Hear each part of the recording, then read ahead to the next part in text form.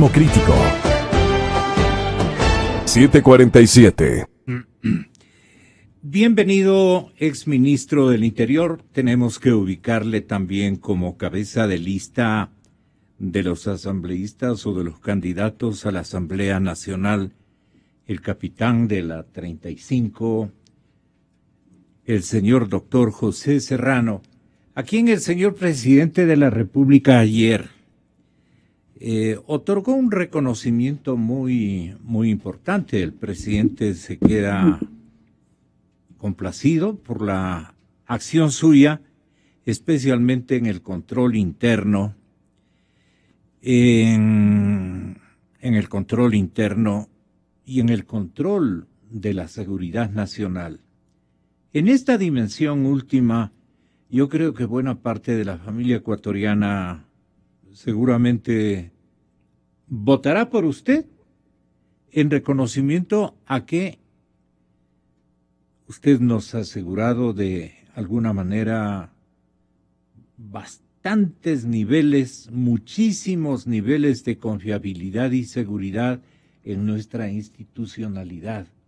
Una especie de póliza ha sido usted, aunque naturalmente también han habido errores, despropósitos, todo lo que en el escenario de la oposición ha aparecido a lo largo de toda la temporalidad en que usted fue nuestro ministro del Interior, lo que antes leíamos el ministro de Gobierno. Me da mucho gusto en saludarle y agradecerle también por apostarle a este medio de comunicación en el sentido de ofrecer a conocimiento público, por ejemplo, su plan de acción, que va desde el nivel de cuajar leyes adecuadas, las mismas que le hizo falta a usted, seguramente en su administración pro seguridad de los ecuatorianos. Hoy tendría la oportunidad usted, exministro, de poder plasmar en realidades algunas leyes que seguramente usted las tiene preparadas. Pero quiero que le oiga al presidente, él estaba muy reconocido con su tarea. Bienvenido, buenos días. Buen día, muchas gracias. Ministro histórico, que transformó al país en uno de los más seguros de la región. Me refiero a Pepe Serrano, cuencano tenía que ser. Ministro histórico le calificó, pero hubieron muchas más expresiones. Creo que le restó el productor. Ha sido un personaje muy contrario a su candidatura, doctor Serrano, porque digo cosas más importantes. Es decir, menos palabras, más hechos también nos piden sus productores, Gonzalo. Pero en esa perspectiva, pues, nosotros agradecemos la oportunidad que nos dio el presidente de la República, justamente para entregar nuestro contingente al país en una materia que era sumamente compleja, que era sumamente crítica, pero que se había tomado la decisión política, y eso es lo importante, rescatar y resaltar también que había una decisión política como gobierno de enfrentar la violencia criminal de manera efectiva, sobre todo con dos elementos que eran sustanciales, con una transformación del modelo de gestión de nuestra Policía Nacional y por otra parte terminando la impunidad en el país. Yo creo que estos dos elementos se han venido concretando y obviamente es lo que nos permitió que el día de hoy, en el año 2016, ya podamos hablar, por ejemplo, de que nuevamente los homicidios y asesinatos volvieron a bajar en la tasa, con 5 casos por 100.000 habitantes. Terminó el año 2016, lo cual obviamente ubica ya ciudades como Guayaquil, como Quito, nuevamente como Cuenca, como Ambato, pero ya estamos incluyendo a Guayaquil, ya podemos incluir ciudades como Babahoyo, como Quevedo también entre esas ciudades, que seguramente si se realiza el estudio internacional que lo hace este Instituto de Brasil, Ibarraqué, seguramente Guayaquil podría ser considerado ya el puerto más seguro que tenemos en Latinoamérica. ¿Y cuál fue el instructivo que usted recuerda procedió del señor presidente cuando le nombró ministro del Interior a usted en términos de garantizar la seguridad de los ecuatorianos? ¿Cuál fue la consigna?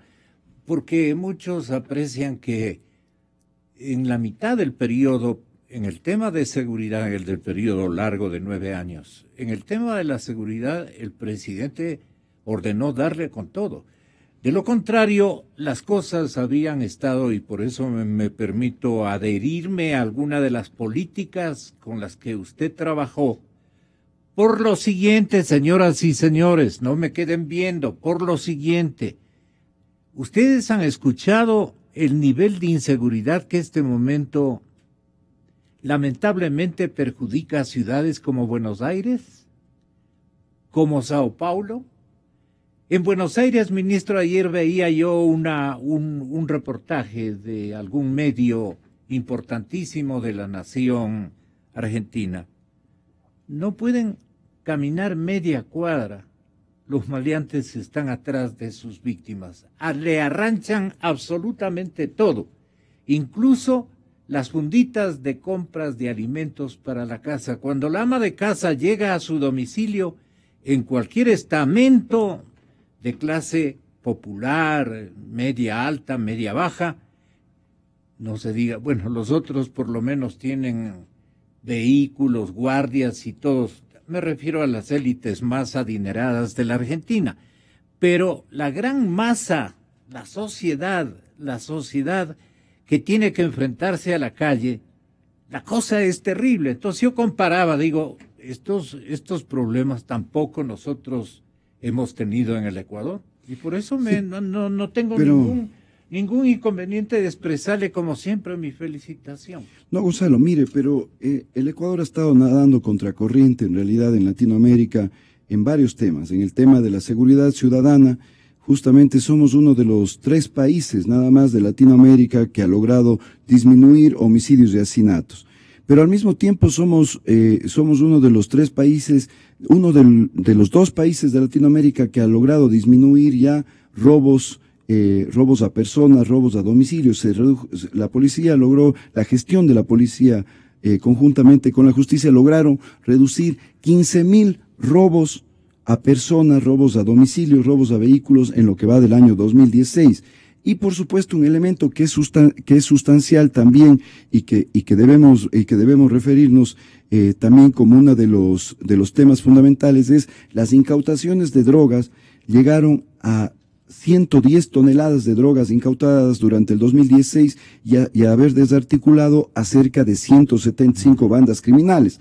¿Por qué mencionar estos temas en concreto? Porque sin lugar a dudas, sin recuperar la convivencia social pacífica en el barrio, en las calles, en los puertos, en los muelles de nuestro país, era imposible prácticamente que podamos hablar de un desarrollo económico, de un desarrollo social sostenido que se pueda mantener también en el país. Había que disminuir todos estos delitos, reitero nuevamente, los homicidios y los asesinatos. Los homicidios y asesinatos del año 2016 ya terminaron después de 28 años con menos de 1,000 muertes violentas. Habíamos estado llegando a 3,000 muertes violentas.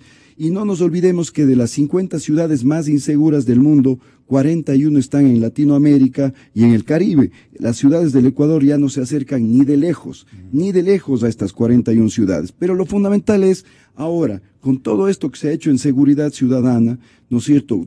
Con todo lo que se ha hecho también con la priorización de la inversión en el sector social, ¿no es cierto? 2 millones de ecuatorianos menos en la pobreza, que también contribuye directamente a disminuir los índices de violencia social, de violencia criminal en el país. Ahora lo fundamental es qué vamos a hacer para fortalecer efectivamente esa democracia, para fortalecer efectivamente esa convivencia social pacífica, y yo creo que existen propuestas muy importantes como el embanderamiento que nos haremos nosotros desde nuestro curul como asambleístas de la lucha contra el microtráfico. ¿Con qué normas? ¿No?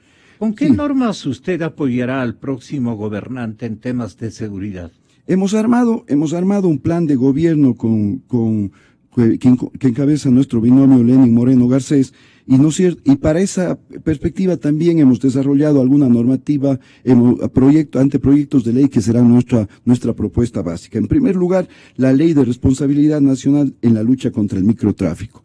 Nos vamos a jugar, como lo dijimos en el tema de la seguridad, Gonzalo, y como los ciudadanos y ciudadanas conocen efectivamente 6 años, hemos dado pasos importantes, pueden haber existido errores, somos humanos completamente, tenemos que reconocer que en esa humanidad podemos haber cometido errores, pero esos errores siempre serán perfectibles, así como también la propia normativa. ¿Qué la errores ley, la ley, pero son, por ¿qué, ejemplo, qué errores usted puede destacar en esta confesión campañera? Nadie se confiesa en campaña. No, todos reivindican éxitos y éxitos en la vida y en la profesión. Siempre pueden ser los errores específicos sobre apreciaciones de investigaciones que pudo haber realizado la propia policía, que siempre deben profundizarse y siempre deben articularse mejor con el sistema de justicia. Creo que ese es un elemento sustancial. Pero reitero, el tema no pasa por el dolo. Perdone, en la lucha contra el microtráfico, ¿han habido errores o ha habido corrupción en este caso? Porque mire lo que se dice, que el narco está en el Ecuador, que las mafias del narcotráfico están en el Ecuador, están casi tomadas el Ecuador. Esto es lo que se oye y pulula, y en las campañas, en esos contactos pequeños y grandes, medianos y expansivos de gente, los candidatos mencionan de que el narcotráfico está en el Ecuador, especialmente en sus campañas en ciudades costaneras. Mire, ¿Usted qué le responde a estas gentes, a estos ciudadanos? Mire, yo les convoco a esos candidatos justamente a abrir un gran debate sobre el tema del narcotráfico y del microtráfico, ¿no? Y desde ya acepto justamente generar ese debate sobre el microtráfico y el narcotráfico y cómo se lo enfrentó y cómo hay que enfrentarlo, ¿no es cierto?, en el próximo gobierno. En esa perspectiva, en primer lugar, había que romper esa cadena de impunidad. Una cadena de impunidad que era una puerta giratoria. Los narcotraficantes ni siquiera había la puerta giratoria porque nunca llegaban a la cárcel, ¿no? A la justicia. Los narcotraficantes simplemente eran los que compraban y vendían sus sentencias y obviamente, bien señores, hasta aquí nomás hemos llegado. Nosotros somos señores de bien en la sociedad ecuatoriana, en varias ciudades, incorporados a los grupos de élite económica, como usted decía hace un momento. Es impresionante ver eso en algunas ciudades, que cualquier rato también podemos conversar en qué ciudades, pero lo fundamental es que en cambio, en cuanto al microtráfico específicamente, se había generado una lógica siempre de estar solamente sobre los expendedores consumidores, pero no sobre los distribuidores de droga. Entonces ahora hay que generar esta normativa que nosotros le llamamos la Ley de Responsabilidad Nacional para la lucha contra el microtráfico, en la cual no solamente está el rol que debe cumplir el gobierno central y la Policía Nacional, que ha hecho un gran trabajo con su transformación en estos últimos años por la seguridad en general, sino debemos incorporar también a los gobiernos locales, y los gobiernos locales desde 2 puntos de vista que son esenciales. Los gobiernos locales, en primer lugar, también como actores directos en el Consejo Nacional de la Lucha contra las Drogas. Incorporar a los gobiernos locales es un tema esencial, tanto a las juntas parroquiales como a los propios municipios, ¿no es cierto?, con 2 objetivos. Con el objetivo de la ocupación pacífica de los espacios públicos. El gran problema del microtráfico es que las ciudades, las propias zonas rurales están llenas de espacios públicos que no tienen ni alumbrado, ni siquiera tienen alumbrado, y en segundo lugar son espacios completamente abiertos, completamente botados, en los cuales efectivamente sirven para cualquier cosa, excepto para generar seguridad, para generar áreas recreativas, etcétera. Entonces, el primer elemento esencial que deben ocuparse en esta propuesta de ley que estamos llevando en la Ley de Responsabilidad Nacional de la lucha contra el microtráfico, los gobiernos locales a cargo justamente de la ocupación pacífica de los espacios públicos. Y en segundo lugar, los gobiernos locales también incorporados en las tareas y en la política pública de la ocupación del tiempo libre de los jóvenes, de los niños, de las niñas y de los adolescentes. Si nosotros logramos, como el modelo francés específicamente, que los gobiernos locales se incorporen directamente no en ese control, pero sí en esa orientación con política pública local en cada uno de los territorios, para ocupar el tiempo libre de nuestros jóvenes en actividades deportivas, en actividades culturales, en actividades investigativas, científicas, desde los niños, ¿no es cierto? Seguramente estamos hablando de que en los próximos 5 años vamos a ver una población juvenil, una población de adolescentes y de niñas y de niños que efectivamente no van a tener espacio para aquellas personas que están queriendo lucrar de la salud de nuestras familias. O Pero sea, eso es usted fundamental. es partidario de una activación de liderazgos barriales, de vecindarios que se preocupen de lo que ocurra dentro de su pequeña parcela, digamos, de convivencia en todas las ciudades ecuatorianas, y que sean las autoridades educativas, incluso los directores de planteles escolares y rectores de colegios secundarios, los que incorporen a los chicos a tomar conciencia de ese vigor de comportamiento individual y colectivo, y además controlar al resto de compañeros que buscan descarriarse, alguna cosa así. Formula su propuesta. Va más allá de eso, Gonzalo. Ya actualmente la política pública del Consejo y de la Secretaría de la Lucha contra las Drogas establece y ha incorporado integralmente el rol de los planteles educativos, de los rectores, de los trabajadores sociales, de los promotores específicamente y de ayuda social en cada uno de los planteles, también como ciudadanos o como funcionarios que tienen que ver con el rol de la prevención de la lucha contra las drogas. Aquí estamos hablando de los gobiernos locales. Los gobiernos locales, con alcaldes y presidentes de juntas parroquiales involucrados, los consejos municipales, los vocales de las juntas parroquiales involucrados en la apropiación directa de esos espacios públicos de manera pacífica. ¿Qué pasa en los espacios públicos y al mismo tiempo, su valoración, de su inventario? Es que lo que sucede es que en esos espacios públicos donde no hay iluminación, donde no se han constituido áreas verdes, terrenos baldíos, donde efectivamente terrenos que son botaderos de basura y al final se terminan convirtiendo en los lugares ocultos donde los microtraficantes, a la vuelta de una escuela puede haber un terreno baldío efectivamente donde se está vendiendo la droga, ¿no es cierto?, donde se está vendiendo cualquier tipo de droga, ¿no es cierto? Hay que incorporar a los gobiernos locales como responsables efectivamente de mantener, no solamente por ornato, sino por el tema de la convivencia social pacífica y sobre todo para la prevención del consumo de drogas, esos espacios públicos de manera adecuada, con iluminación, cortado, temas tan simples como haciendo un mantenimiento permanente sobre el tema del césped, de los arbustos, etcétera.